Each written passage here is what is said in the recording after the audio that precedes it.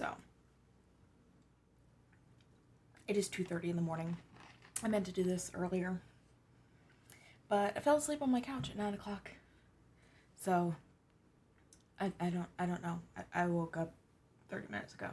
Anyway, so if you have no idea who I am, I'm Sam. I like Resident Evil a lot. So I've been going through all of the Resident Evil CGI media. That means Degeneration, Damnation, Infinite Darkness, and Vendetta before Death Island comes out.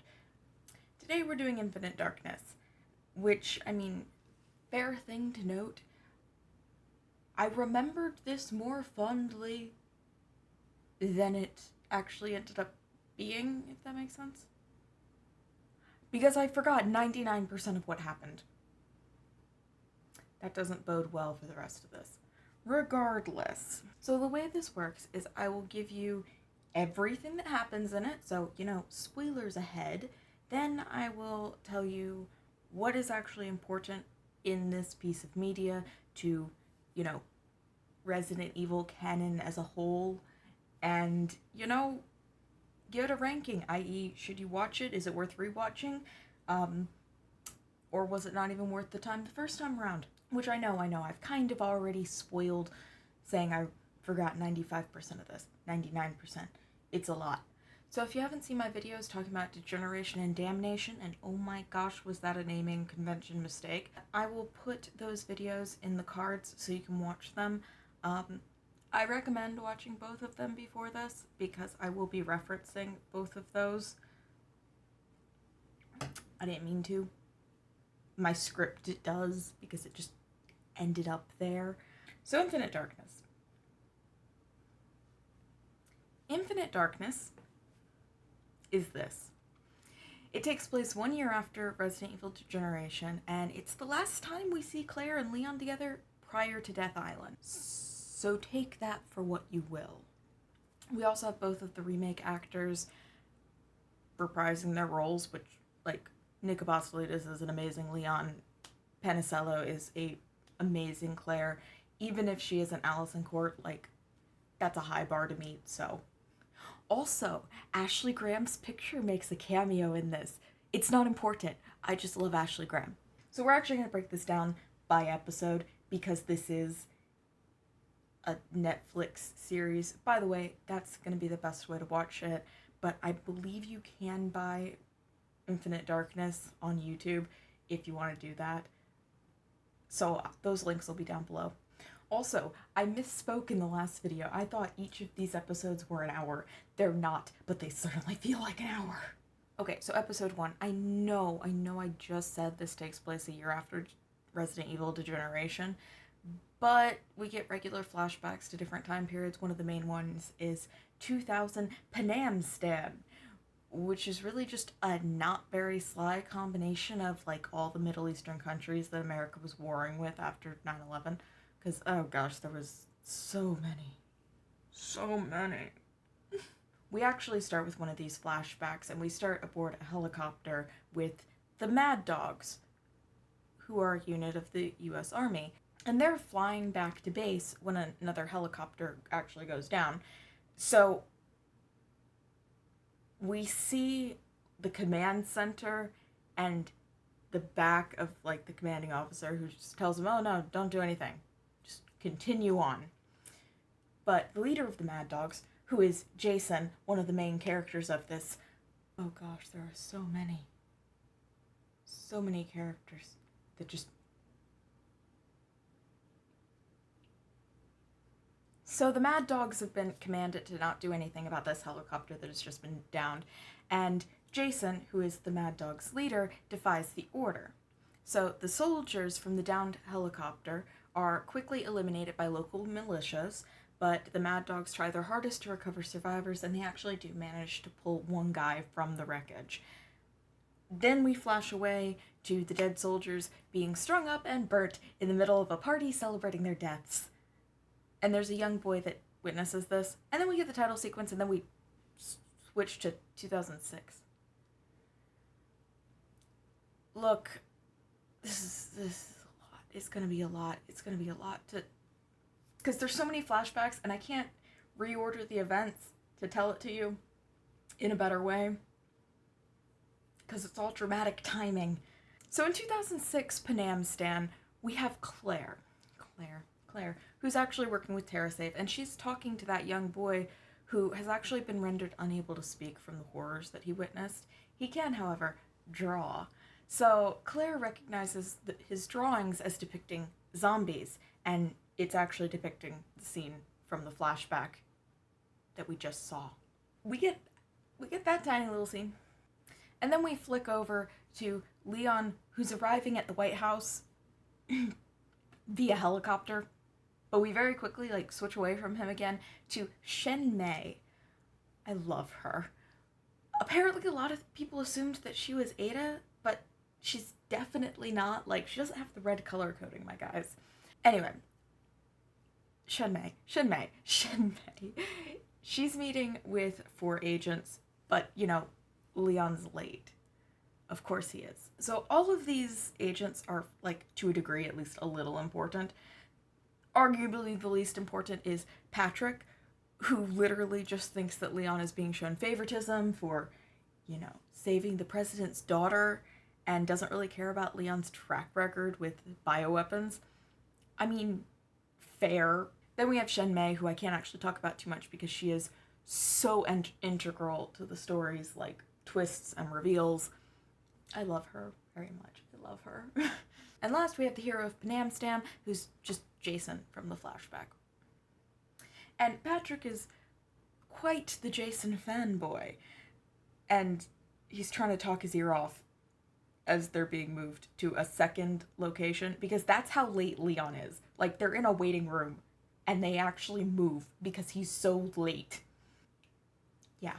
And this is when we get information about why they're being gathered. They're supposed to be investigating a security breach involving the president, President Graham. So in the Oval Office, Defense Secretary Wilson explains and elaborates that it's an inside job that resulted in the data breach, and obviously it was the Chinese. And President Graham is, no, you're rushing to hasty conclusions. If it's not clear, Wilson is probably a bad guy. Because... Anyway, the lights go out, backup power doesn't come on, so of course, Jason and Patrick decide to leave the Oval Office to investigate.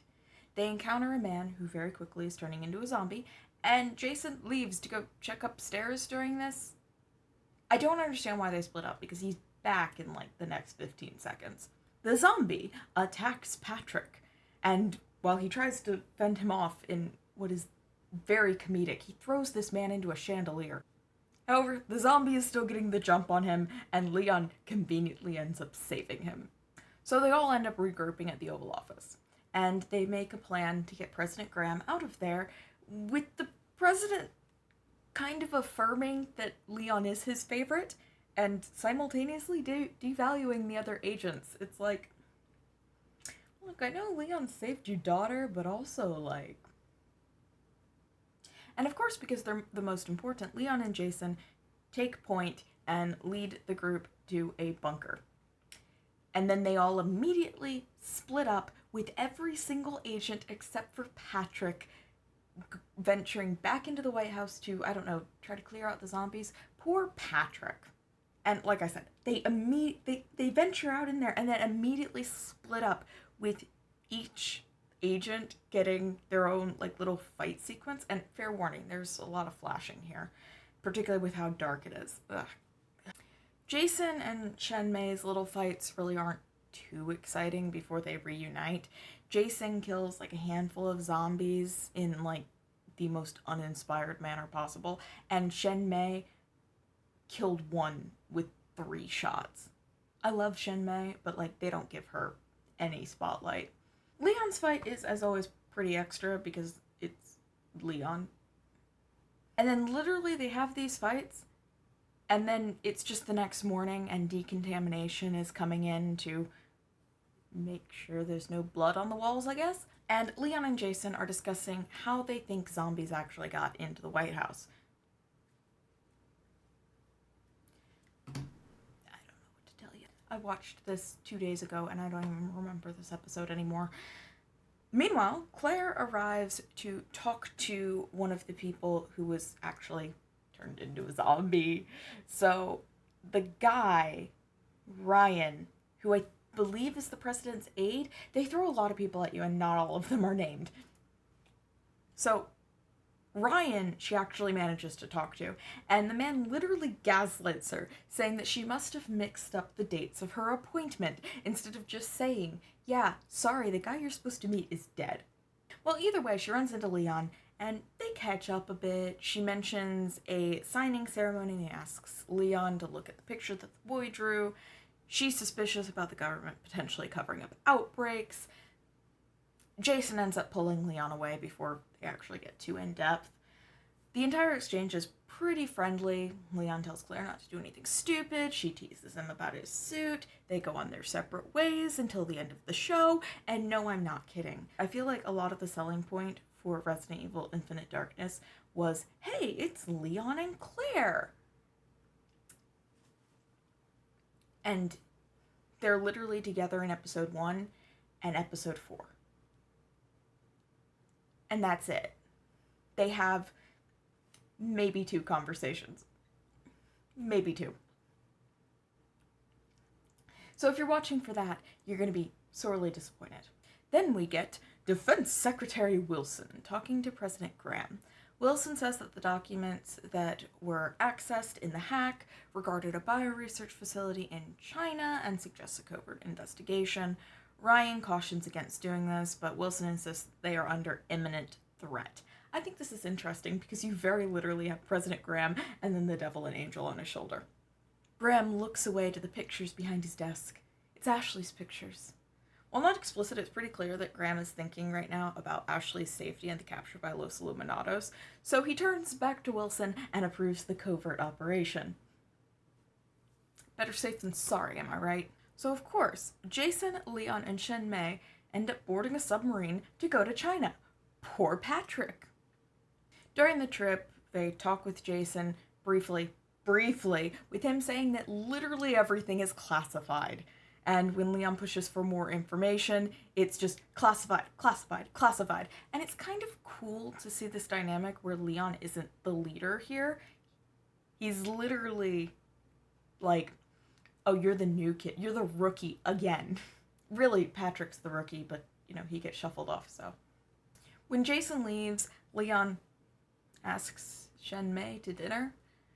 She tells him, well, just so you know, I've got a young man waiting for me, and cracks a joke about it being classified before also leaving. Leon overhears Jason injecting himself with something in the bathroom, and then back in the year 2000, we see what the young boy witnessed. The strung-up soldiers in Panamstan suddenly turned into zombies and massacred the militia. Basically, the outbreak wasn't terrorists. Somehow, the US soldiers were infected. Roll credits, on to the next. I need a fucking break. So in episode 2, like with the first episode, we start with a flashback. No specific date is given. We know it happens after Panamstan, but before the start of the show. We can actually assume, due to later events, that it's probably was immediately before the show. This flashback features Jason driving to this decrepit house that's all, dark and gross inside. You can actually hear flies in the house. It's gross. No one lives here. You can tell. Jason comes in. He's carrying this brown paper bag. He picks up a picture frame and makes his way to a bedroom. When he gets to the bedroom, he sees something, which we don't, stops, and drops the bag in his hand. The bag contains these silver injectors, which scatter over the floor. Then we hear Leon calling for Jason, and we're back in 2006. Back in 2006, Jason is sweating and very obviously afraid, he had some PTSD flashback, which he very likely did. The man's traumatized. And Leon offers to talk about it. And then we get intro credits and cut to Claire. Okay. So Claire's in a motel, and she's doing research on the entire incident. We learn the following from her research from a combination of voiceovers, news sources, posters, etc. So Panamstan is in its current situation because of the US invading under the intent to bring stability to the area, which is something the US does a lot. The invasion was controversial, with some believing it to be an attempt to get a foothold into China and others believing it to be purely humanitarian. The US withdrawal left a lot of destruction in its wake, and when Jason and the Mad Dogs returned to the US after disobeying orders, Wilson was photographed welcoming them back, Defense Secretary Wilson, and they were awarded with all of these medals and decorations because they were heroes. And last, but probably the most important thing in this, is that all of the Mad Dogs, except for Jason and one other person, have been reported to have died by suicide. Claire decides to follow up with the other survivors since, Jason is on a submarine to China. We get another flashback of 2000 Panam Stam, which reveals more of the Mad Dogs' attempted rescue, how they were abandoned in hostile territory. The flashback ends with them taking cover with their singular rescue and evac being denied. And this survivor is torn up very badly, like he's not going to live, even if they get him out. Then we jump forward a bit, an indeterminate amount of time, to see the Mad Dogs talking in front of a moving body bag. And essentially, they're debating what to do. What they've witnessed is unbelievable. Some of the Mad Dogs think that the outbreak was caused by the US military. Some people don't. Jason argues that the turned soldiers were probably on some kind of top secret mission prior to the outbreak, and they should not rock the boat. They are then interrupted by Shen May, who has been monitoring their transmissions, but before she can explain further, she stops and looks at the body bag. We jump back to 2006. Shen May is in the submarine bathroom. She opens up a locket that she has around her neck, which reveals a picture of a young man. This is the same man that Jason's squad had rescued and that was torn to pieces. We'll later learn that this is Jun Si, her brother. It's just easier for me to say that now. The sub enters Chinese waters, and there's a shot of a crewman walking down the hallway with this faint sound of rats squeaking. Ugh. And then we're back with Jason and Leon. Jason talks about how he doesn't like the Hero of Panam Stam title and talks a little bit about his nightmares about what happened there. And when Leon empathizes, Jason insists that Leon can't possibly understand, which is pretty fucking ironic considering Resident Evil 2, The Dark Side Chronicles, Resident Evil 4. I mention The Dark Side Chronicles and not Resident Evil 2 and 4 remakes because I'm pretty sure that Infinite Darkness follows the classic storyline rather than the remake storylines. There's slight canonical differences, and just there's maybe 2 lines that lead me to believe that it follows the classic instead of the remake. If you haven't played the classic, it's not going to be a problem. And like I said, it's pretty fucking ironic. And Leon actually points out that he was in Raccoon City just before it was sterilized and subsequently covered up by the government. He gets it. Jason says that this sterilization and subsequent cover-up were the right choice, which Leon doesn't actually take kindly to, like he should. And they're really just sharing the trauma of it all, with Leon affirming his "I have to save everyone" attitude, with Jason arguing that as agents they aren't allowed to have an opinion anymore, which is it's tragic. And then Jason gives this speech. Remember how I said I remembered 99% of this? Yeah, most of it was this speech that Jason gives, because he gives it 3 or 4 times throughout the course of the show.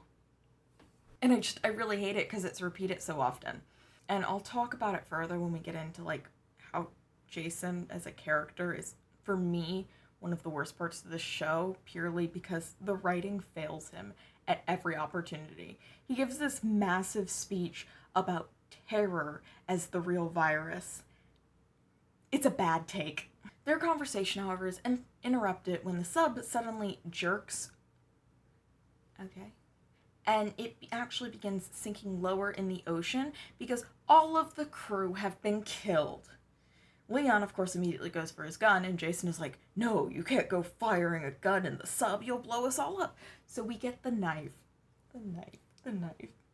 It's just... knives work better for close encounters. Anyway, Jason and Leon split up. We don't actually see this happen, they just split up.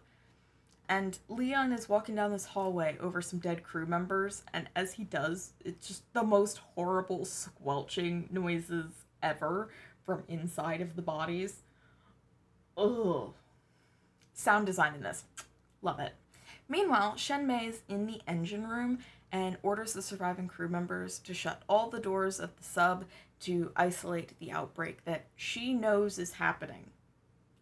The crew initially refuses all of her orders until Jason arrives and reiterates the same order. And as soon as the door is closed, Shen May and Jason kill these crew members. So yeah, that was shocking the first time I watched it. And back with Leon, he's blissfully unaware of all of that. And is just walking around the sub in the most, horror movie way of, he encounters more dead bodies. And infected rats burst from the dead in a way that's just gonna make your stomach churn. It's disgusting. Oh, and the self-destruct on the sub activated, so, yay! Leon runs and actually manages to kill the rats in a pretty cool way, so this is one of those things of, oh, you should probably see it yourself.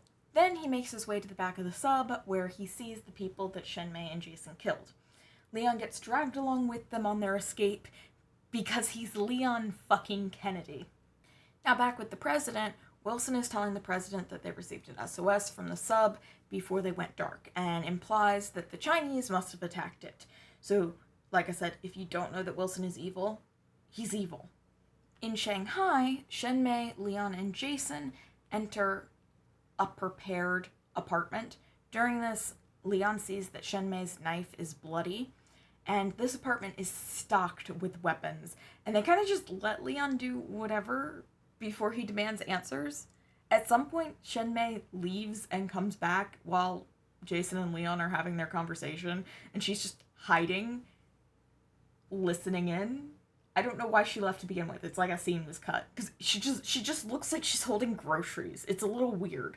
So anyway, Jason's answers are that he's looking to uncover a government conspiracy. And Leon jokes about oh, treason? I'll be sure to put that in my report. Jason claims it'll just be covered up anyway. And he asks Leon for help. But guess what? Leon actually has a problem with just murdering people. Jason does his terror speech again, and Leon cares literally as much as I do and refuses helping him. The three of them get into a brief gunfight with Jason getting shot right through the heart and Shen May fleeing before the credits roll. I don't know what to say about that. So episode 3 actually picks up with Claire, who's at that dilapidated house that Jason had visited. The door is unlocked, and now is the time that we actually see what spooked Jason. This is the house of the last member of the Mad Dogs, other than Jason, who is still alive. Except he's not. He has also committed suicide, and Jason just didn't report it. So, what the hell, man? At least get your friend buried. Claire walks around the house and stuff a little bit before calling the police and finds a note on the back of the picture frame that Jason had picked up. This would be the guy's suicide note. And then we're back in China with Shen May entering this mansion just outside of Shanghai. Leon is tailing her. That's just it. We have to let you know that Leon is here. The staff of the mansion greet her because she's family. It's very clear. Shen May is taken to this room where an old man reads to her brother who's on life support.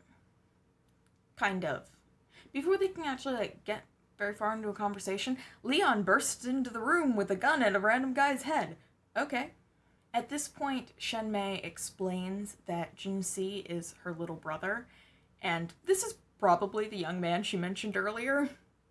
It's worth mentioning that Junsi is a zombie.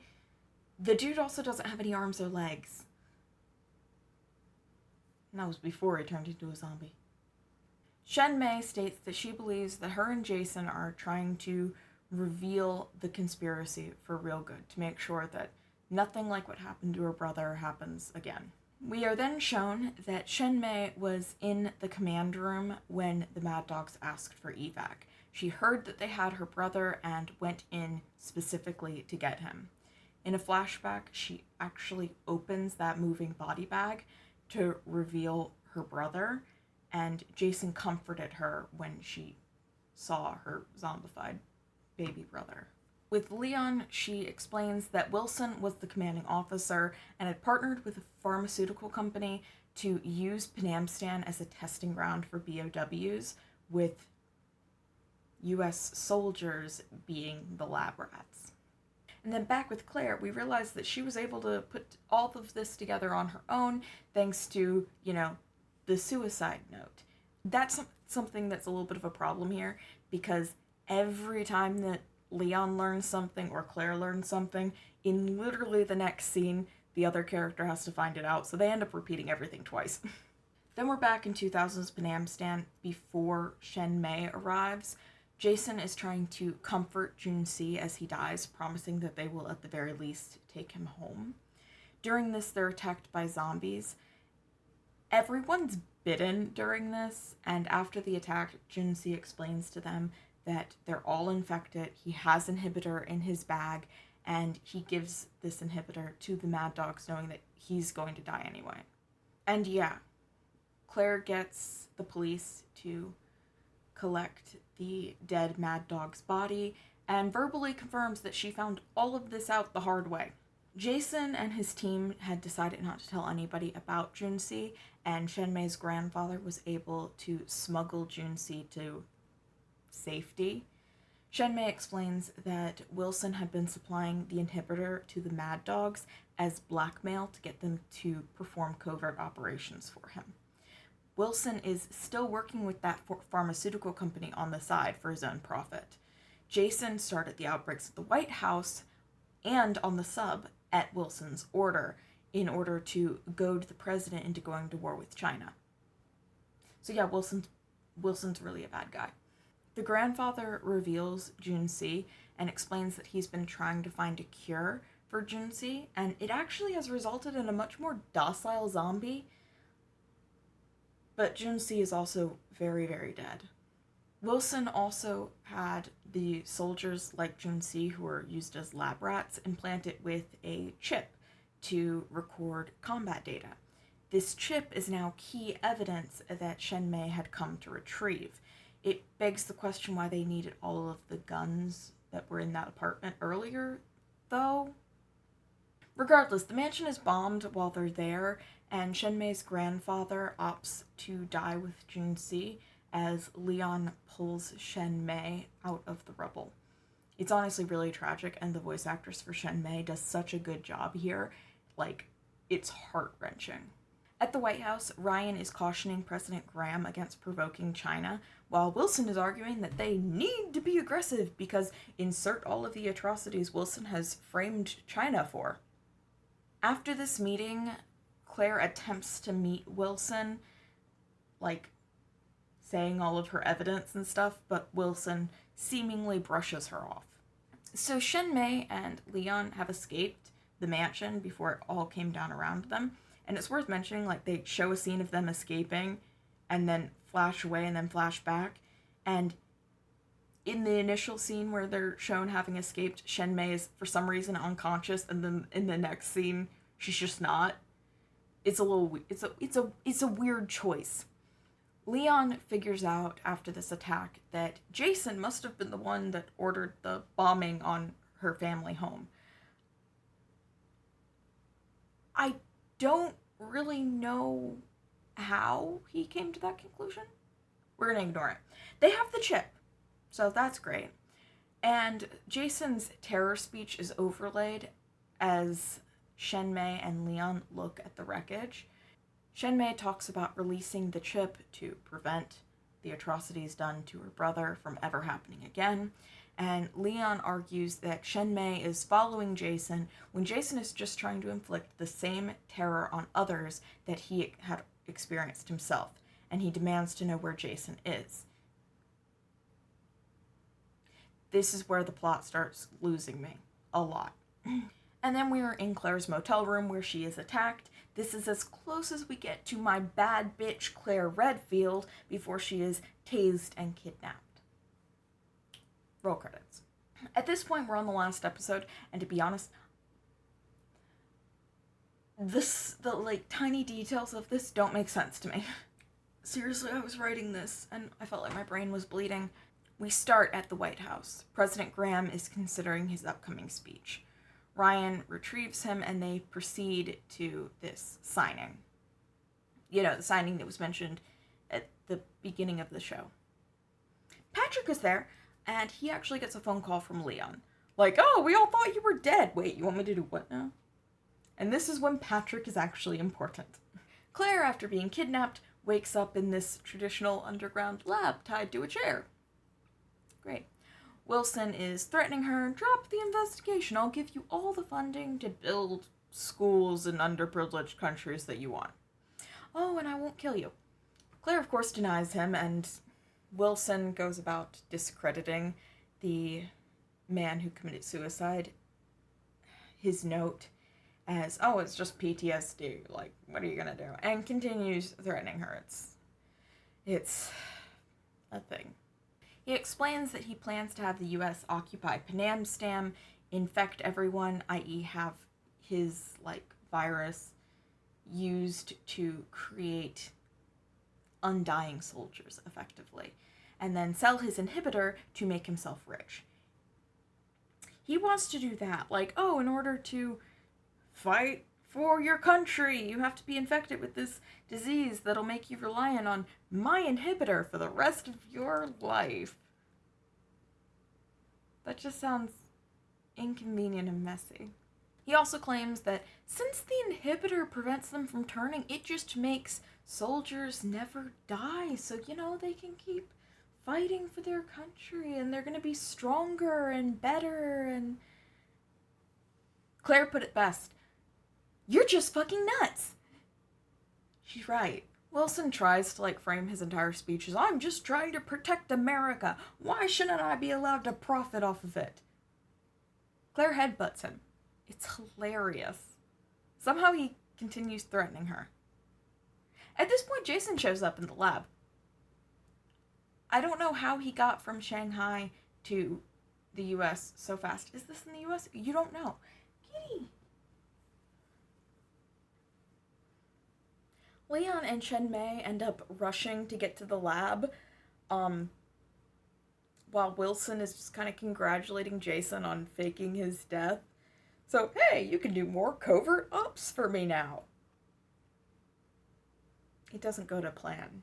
Jason attacks Wilson and denies needing the inhibitor, fully changing into, a full-fledged BOW, and infects Wilson.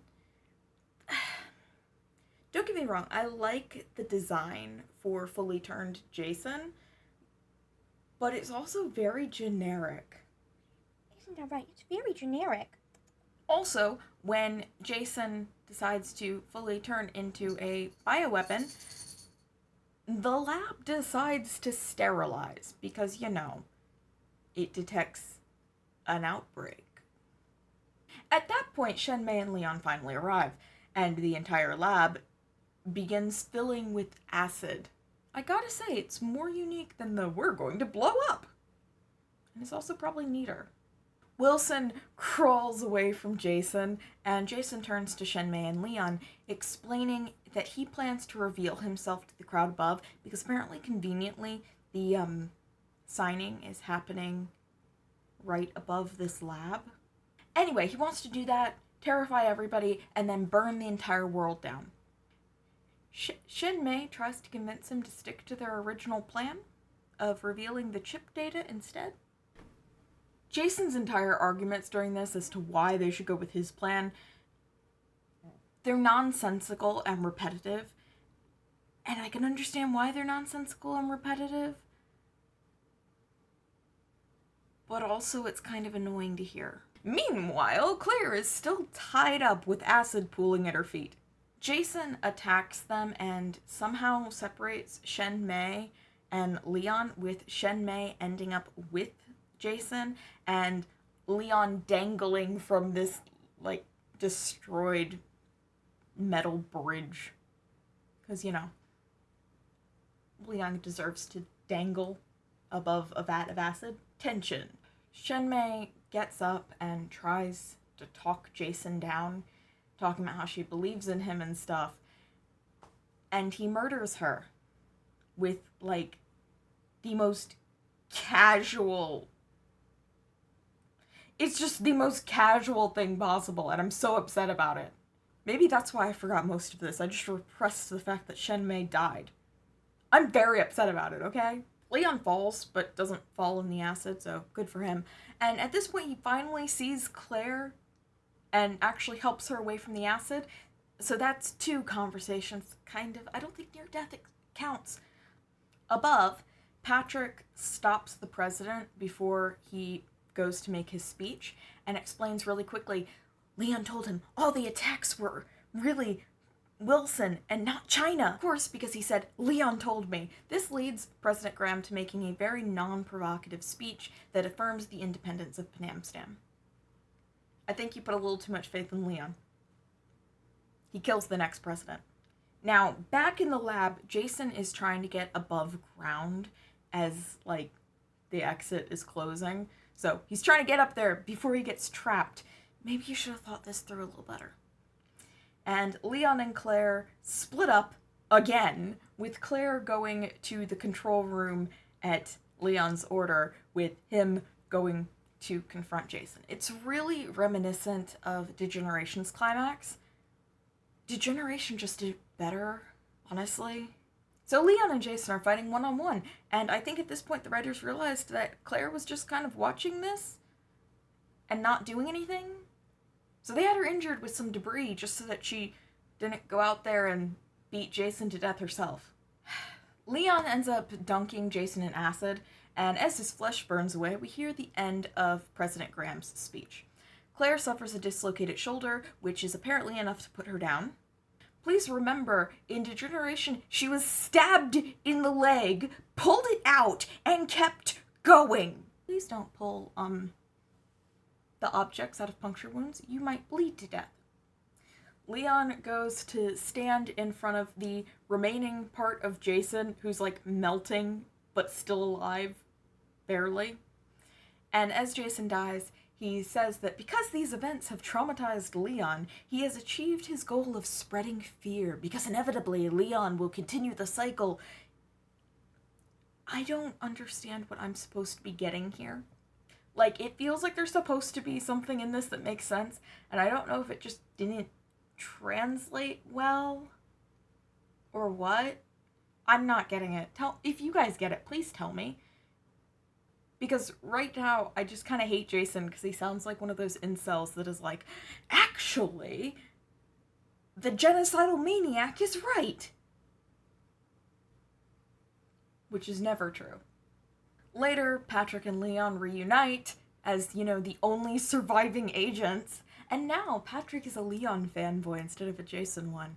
He calls Leon a hero, and as they see the president off, President Graham nods to Leon, even though they're like several 100 yards away from each other. Somewhere else, Wilson is infected and now needs his own inhibitor to survive. We also learn from the symbol on the inhibitor case that the pharmaceutical company he was partnered with is Tricell, you know, from Degeneration in Resident Evil 5. Then Claire and Leon meet up at the end. Claire claims that she snuck out of the hospital, you know.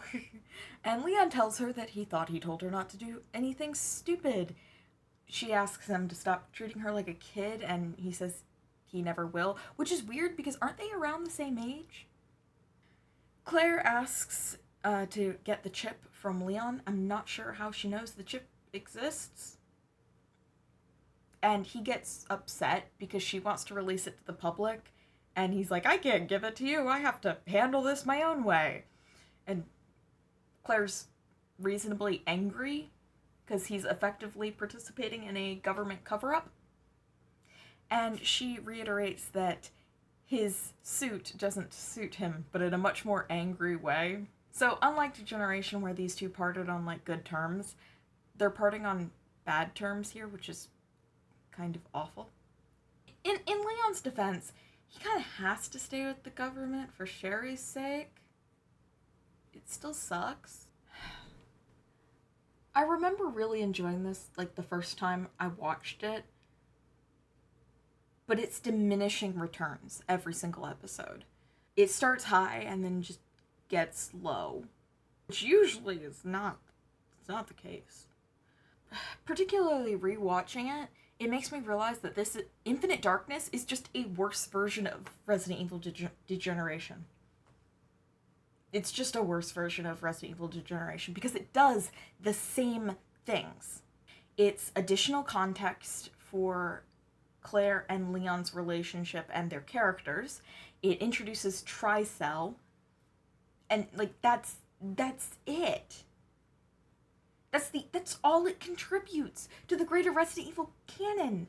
Unless it carries through with Leon and Claire, like, parting on kind of bad terms. But I don't think it will because it's so far in the future compared to, like, 2006. We're talking over 10 years. So I don't think they're going to carry over into Death Island of, oh yeah, these two still have a little bit of tension between them because, you know, they fundamentally stand for different things. But at the same time, if Death Island doesn't, then there's no reason to watch this at all. Like, just putting it out there. So there's no reason to watch this if Death Island doesn't continue that. Granted, Resident Evil is an ever-expanding, like, franchise. Because this was made in, I think, 2018. I'm not going to look it up. Probably around 2018. And it takes place in 2006. Whereas, like, at that point, like, Resident Evil 7 was out. So Capcom is always going back and adding more stuff. So maybe one day it'll be worth it for that. Like, maybe they'll add more context. Maybe they'll do a second season that'll be better.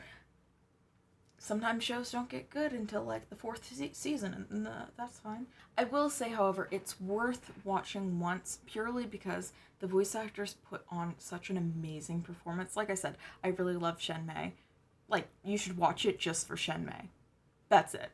And to be honest, that kind of makes me upset because it feels like a waste that she doesn't get to stand in the spotlight at all. She's either following Jason or she's trying to help her brother. She's always contextualized by her relationship with another man.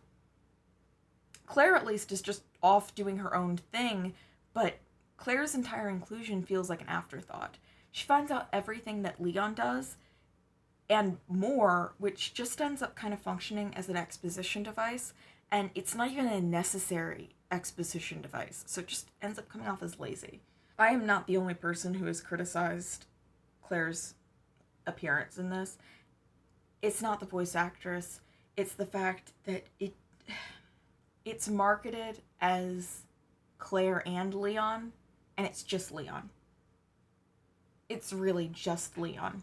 Claire gets so much less screen time that she might as well not be there. You could just, and no one would notice. And it's sad, because Claire's a wonderful character and she deserves better. Now let me talk about Jason real quick. Jason. Okay, so conceptually, Jason is a really interesting and important character. In practice, he just ends up being the terror guy. Like, he repeats the same terror speech so many times that I didn't remember his name. I didn't remember that he was the hero of Namstam. I didn't remember his squad's name. I just remembered the guy who makes the terror speech. His motivation is mushy and unclear. I feel like they were trying to do something with him, but it just ended up falling flat. The more depth he gets with each episode, it gets more confusing to me, like his entire character. And I kind of wish that I could see the Jason that Shen May seems to see, because it's clear that Jason is intended to be kind of a tragic hero warped by his awful circumstances, but he kind of just comes off as plain evil. I don't know with Jason. That's the thing with Jason. I feel like I'm supposed to sympathize with him. I feel like I'm supposed to understand why he's doing what he's doing. And I do, kind of from the perspective of he's a soldier who was taken advantage of by the government that he worked for, but it's not clear. And that's the thing. I feel like there could have been a really good narrative there, and it's not there. He's not a good villain. And he is supposed to be a villain. Jason is supposed to be very clearly a villain. He's supposed to be an understandable villain, I feel like, based on how he is framed by the narrative. If that's not the intent, then I don't know why they try to bang it over my head that he's the hero so badly. Because I feel bad for Jason, because he was, you know what? My guy is literally saying, I want to traumatize every person in the world and then destroy everything, which is just not my favorite. And we're getting into the I wish it was something different territory, which I do. Okay, I wish this entire story was something different. I feel like it's rushed because it's trying to do too much at once. And half-hour episodes for a political intrigue show? Who thought that was a good idea? Oh, Netflix. That makes sense. The fact is, I can't measure intent. I'm just not happy with this. And the more I think about, like, Jason, it makes me upset. Which is 100% me being overly critical and fixating on, like, oh, you could have such a good, like, external narrative. Because, like I said, this was made in 2018. And, like, if you're American, the whole thing with, like, an American guy trying to go to war with China in 2018 is very real. So it's a little disappointing that it doesn't engage fully with the potential real life, like, context, if that makes sense. The writing team pulled on a lot of stuff that is very real to Americans and is very important. And I don't feel like there's enough clarity or nuance to the discussion that's presented. That's it. I don't think there's enough clarity and discussion of the nuance here. It's a lot, and I wish it was something different. And not in the same way of Damnation, where I'm like, oh, well, at least there's parts of this that are funny, and hey, the fight scenes are kind of good. And Sasha, I liked Shen May, but they killed her. I like Claire, but Claire is sidelined through all this. Leon has a handful of good lines. Rest in peace, assholes, and calling a bazooka sexy, which is just kind of weird to me. But other people seem to like it. It's just not what I want. Like I said, it's worth the first watch. But I think that even if Death Island engages with how Infinite Darkness left Claire and Leon, I don't think it's worth rewatching unless you really, really love it. Because this doesn't even have, like, camp fun. The entire interest, to me, the first time watching this, was not understanding what happened and what was going on. And it still doesn't make sense. Oh my gosh, like, it feels like they cut out half of the important scenes. Because if you sit with me watching shows, please don't. It's a horrible experience. I am willing to admit that. It's a horrible experience. Because I am the kind of person that I'm like, there was something that happened in between those scenes that was important, but we weren't shown it. They must have deleted it. Well, why did they keep that scene in if they removed a scene that was important there? Not in the story, but there's scenes that should be shown that are implied, and then they keep scenes like Shen May being unconscious when Leon takes her out of the mansion, which was unnecessary. That entire scene could have just been deleted and the show wouldn't have lost or gained anything. I need to stop talking about this because my brain is bleeding and I don't like to get up here and complain. It makes me feel bad. It makes me feel really bad. If you like this show, I'm really happy for you. It's just not for me. Like, I enjoyed the live-action Resident Evil Netflix show more than I enjoyed this. And I watched 4 episodes of that and never went back to it. But no, really, like, episodes are 30 minutes and I felt like they were an hour. Oh god, they feel like an hour. They just drag so long. So, I didn't enjoy this video. Did you enjoy this video? Please don't tell me.